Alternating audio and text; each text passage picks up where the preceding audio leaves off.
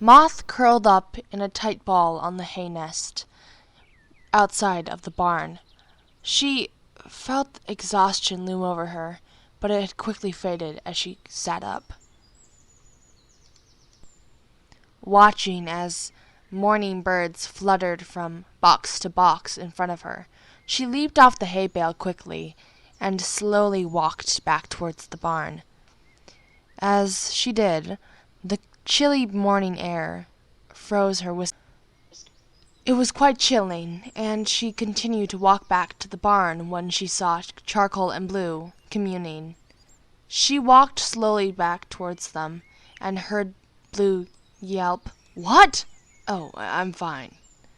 She leaped onto the box, then saw Lion and approached him. "Hey, Lion," she muttered, and he flicked an ear at her in response. "Good morning, Moth." "Good, how are you?" Moth questioned. "I am, Lion side-eyed Soil, and he meowed. "I'm fine." "Oh, okay," Moth muttered.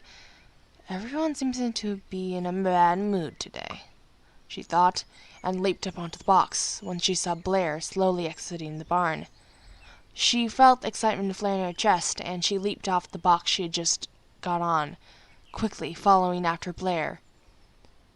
She poked her head outside the barn door and followed the trail of Blair. She raced after her. "Hey, Blair, wait up!" Moth called after the orangish and white she-cat. Blair would halt and look at her. "What is it? Where are you going?" Blair twitched an ear before meowing. "Oh, I'm gonna go collect herbs." "Can I come with?" Moth asked excitedly. She heard paw steps race behind her, and she flicked an ear as she turned her head back to see Charcoal panting as he had just sprinted to their destination. He didn't say anything, and she just kind of ignored him. I guess I'm just here to make myself busy." Her ear twitched again as Blair looked at Charcoal. "You don't think you can just go talk to Blue or Lion? I mean, they're your friends, aren't they?" Yes, but no. They seem to be in their own mind space." The Molly would chuckle, and she touched her tail to the orange and white cat for a second before letting it sway off. "Maybe I will later. Besides, they have to keep up with their own company." Blair smiled, and she looked back at her. "Yeah, Toms are understandably bad sometimes. Well, do you want any help with herbs?" she asked the blue-sweatered she-cat. "I don't need any help with herbs, not really, but you can help if you want." The Molly purred, and Moth meowed back excitedly. "Yeah, I'd love to help." A grin crossed her face, and she looked at Blair excitedly. "Let's go quickly, though. I can tell it's going to be dusk soon." She perked an ear and quickly followed Blair as the opposing Molly began trotting and then sprinting along the rock path up the slopes of the Winkland Moor. She followed her until they eventually found an herb. She sniffed it, and it was right next to the rushing gorge, so she was careful not to fall in. "Here is some, yes, but what is it?" Moth asked, sniffing down to the leafy green plant below. "It's chervil." Blair smiled. "It's always in this same spot." She plucked some of the chervil from the soil, and Moth asked, "What does this herb exactly do?" She saw Lion race away, and she wanted to follow him, but didn't. "Well, there goes Lion," she chuckled, and then she saw Charcoal. "Oh, all the Toms must be out tonight," she mumbled in Blair's ear. Blair nodded her head. She watched as Blair collected more of the chervil when she spotted Blue racing towards them. "And Blue seems to be out," she sighed. "I wonder where they're going." Blair shifted her head as Blue approached the two. "Blair," he mumbled, exasperatedly, as his long snout poked in their direction. "Yes, Blue?" Blair would tilt her head. "I need an herb," he said, ignoring Moth, and she questioned why he didn't even give her a sense of space. "Have a headache," Blue uttered. Moth narrowed her eyes at the bluish Tom suspiciously. She really wondered if Blue had a headache, or if he had got the herb for other devious reasons. Hopefully he didn't plan on giving this herb to her in the future. She doubted it and watched as Blair dropped the chervil down. "Oh, well, you ran into us just in time. Me and Moth here had just got this herb." She dropped down and pressed it forward, pushing it towards Blue, as he picked it up in his jaws. The three of them nodded to each other, except that Blue didn't look at Moth one bit, and quickly raced away. "Thanks," he grumbled, as he slowly walked, and then began sprinting. "Maybe we should go check where Soil and Line went," she inquired. Blair agreed, and the two slowly began walking off, towards the direction they had seen the two go. "Before they tear each other apart," Moth commented as they ran off. She saw Charcoal and quickly raced after them. She didn't hear anything, but Charcoal let out a screech.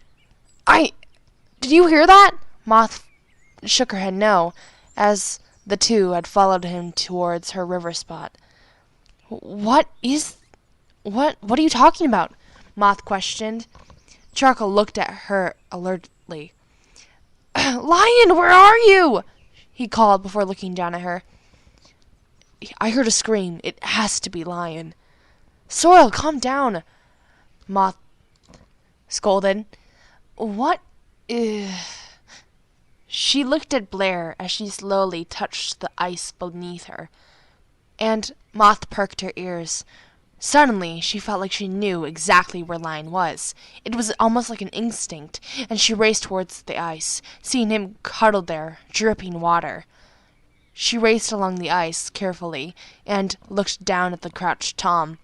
"Somehow I knew you were here," Moth mumbled, and Lion looked up at her frigidly. "Lion!" Charcoal quickly raced towards the orange-maned Tom and began panting. Moth and Charcoal both gasped as Lion shivered even more. "Lion, how did this happen?" Moth whispered, licking him quickly over the shoulder as Soil muttered, "Let's get him back to the barn," as the collared Tom grabbed Lion and hauled him over his back. "Okay," Moth agreed. "I'm gonna go, or let's just go find Blair, so we can tell her that we found Lion." The two and Lion, over Soil's back, raced towards Blair, who was on the ice. "We found him," she meowed towards the sweatered she-cat. "There you are! Oh, what happened to him?" she asked worriedly, as Lion was still dripping water, and his coat was now frosted over. "He must have fell in," she whispered towards the she-cat as they began racing off. Once they had finally gotten back, Soil placed him gently down on the hay nest, and she hoped that would be enough warmth for him not to get hypothermia. "Mouse brain," she muttered at Lion in a teasing tone. She looked as he stood there, crouching, and he still shivered. "Hopefully you don't get hypothermia." She heard the barn doors close, and she smiled as Blair and Soil pushed them into one another, closing them. "You should probably sleep," she whispered to Lion. "Actually, Blair, warm him up," she purred. "Would you?" she asked quietly, and the she-cat nodded agreement. "Oh, of course I will. I suppose, she snickered as she quietly sat down next to the fluffy Tom. Or you could go get herbs, Moth interjected, and Blair stood up, looking at her again. I don't know. And you are the herb genius, so that might be a smarter idea. She flicked an ear, and Blair nodded agreement. Maybe some furtifer action, Sol asked, and Moth agreed. I probably will go get some more herbs, since there's nothing here that will help him. Okay, Moth muttered, and quietly sat next to Lion. As their furs touched, he felt, or she felt, that he was getting warmer. As Blair walked out, all of the cats yelled after her, "Be safe! And shut the barn door." Blair was already out, and the barn door whipped open, frigid air pooling inside the barn. "Blair, I am fine," Lion whispered from beneath her, and she glared at him. "You're not going to be fine. He won't let..." Her words jumbled, and she looked worriedly down next to him, as she saw Blue stand up and leap down next to the cats. "You're going to be fine," she whispered, "but you won't be if you don't allow us to help you." Lion nodded reluctantly as Charcoal interjected Blue's help. "He doesn't need any more cats. Now get away with your judgeful glare," Sol hissed in Blue's face, and the Tom rejected his demand of leaving. "I'm just looking," Blue snapped, flicking a claw at Sol, but quickly sheathing it back in again. "Stop arguing. If you guys continue to fight like this, Lion is never going to get better. Think about..." She held her breath as she let out a long sigh. "I'm not the one fighting," Sol snapped back at her, and she flinched, but didn't say anything of it. She looked at Lion and gently began licking his face, trying to warm up his frigid fur. "Come on, Lion, maybe you should try and get some sleep." She offered the idea, but he shook his head. That's what I do best, huh? Fight, that's all I do," Blue hissed as he walked away and then leaped onto the... "Enough, both of you," Lion jeered, and she quietly tried to calm him down. She didn't know what to say, as Sol meowed icily towards Lion. "Shut your muzzle and get warm." "I have some feathers back here, actually," she said, the idea dwindling in her mind. Ever since Bark ate that pheasant, she had collected the feathers for later issues. She grabbed them up in her muzzle and quickly raced over to Lion, patting them down next to him in the hay. That should be much warmer now. They've never really gotten to even touch outside except when they were on the pheasant, so they have to be somewhat warm. She purred softly, and Lion let out a smile. "Thanks, Mom. You're a good friend." He let out a brief chuckle, and she snapped her head at Blue as he stood above them on the box. "Blue, shut the door. It's getting cold in here," she breathed, and even her own fur felt the little bit of wind from the door whistle towards her. "Okay, just demand me however you like," Blue snarled down at her. "It's a request, Flurball. Not an order. I was just asking." "I'll do it. I'm already on it," Charcoal hissed as he shut the door gently and began walking away. "I'm gonna go sleep this off," he grumbled as he walked. "Do whatever you want," Moth commented. She looked at Lion as she stood above him. For some reason, there was an awkwardness between her and him. Or maybe it was just her, but she didn't really want to get close to him. Well, not like in a bad way, but like she just felt weird. And she always tried to stay at least a paw length away when she tried to warm him. Brother, Lion let out a gasp, and she looked down at him, whispering in his ear, "What, brother?" "Go away from Lion now," Charcoal hissed, snarling as she looked back at the two, and Soil was yowling at Blue. He got up, and blood spilled from a scratch on him. I'm not doing anything, I'm just trying to get some sleep," Blue hissed, and Soil rolled his eyes. "Sure. Just get your mangy paws out of my face." Suddenly, Blair raced back inside of the barn.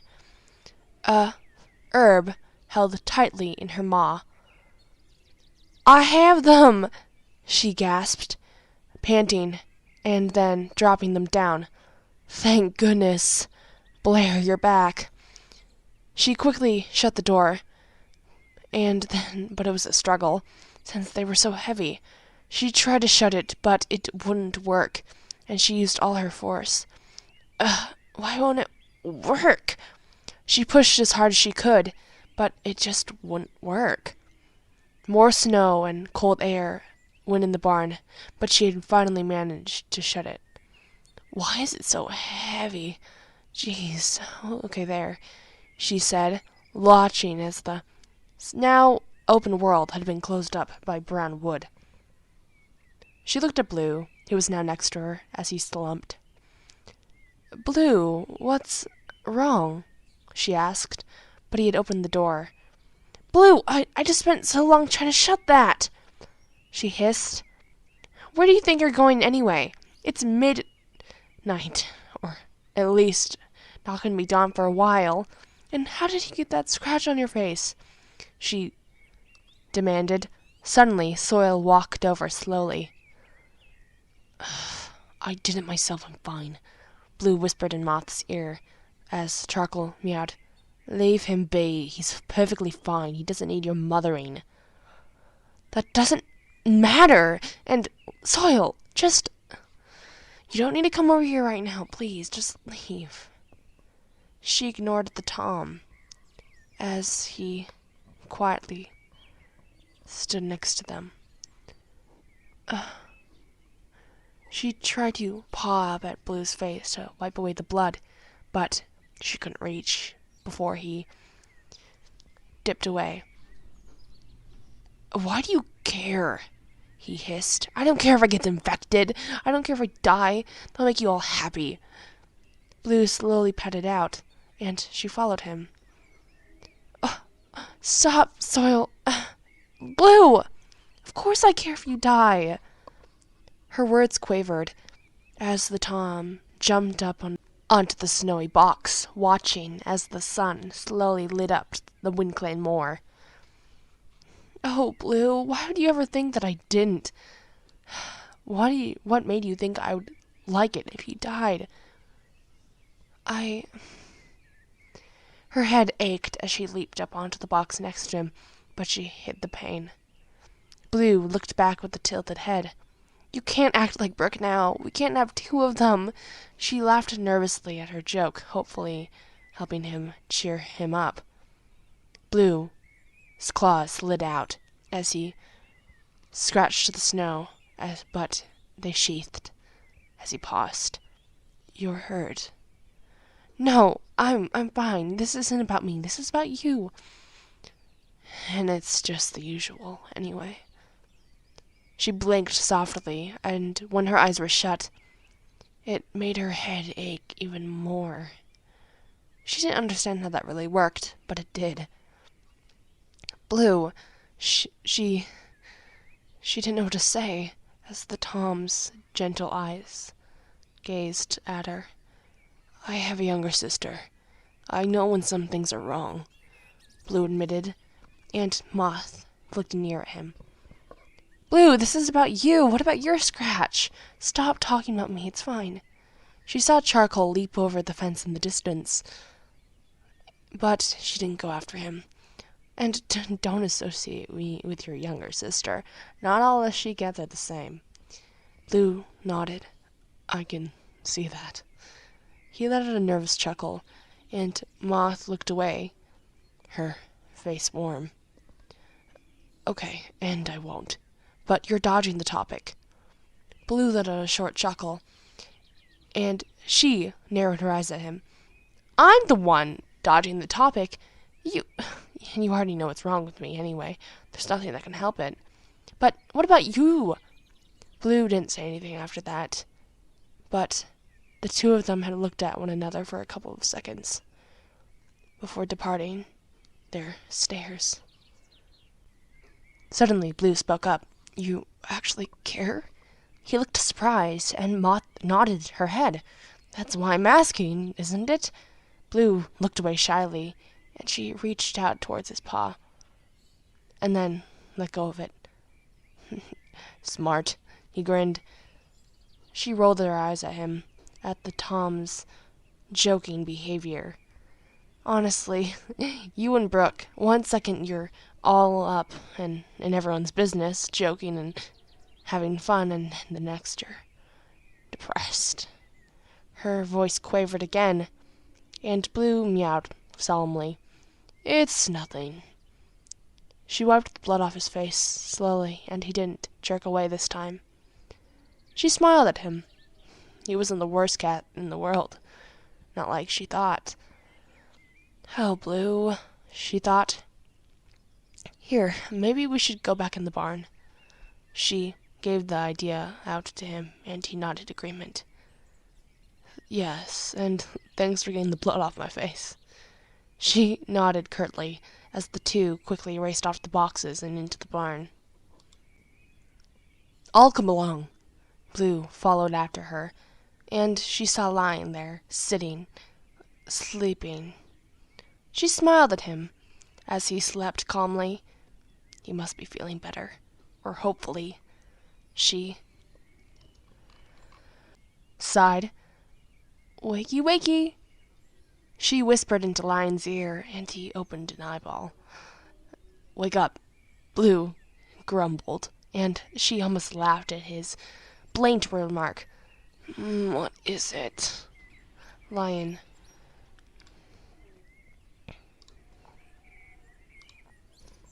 asked. Are you feeling better? She asked. Lion thought for a moment before mumbling dryly.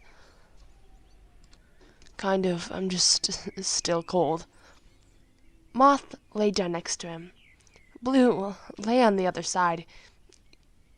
It will put him in a much warmer position, since he's in the middle, and both of us are next to him, and... How did you even fall in? Blue questioned.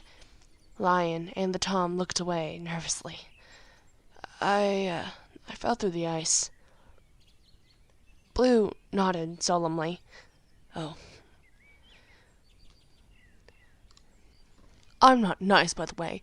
Blue peered his head over at Moth, and he also added, This is just a one-time thing.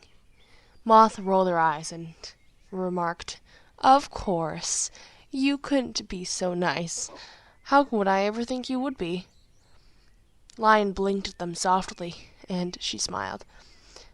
When Soil said that he heard that scream, I ran to where I thought I was going.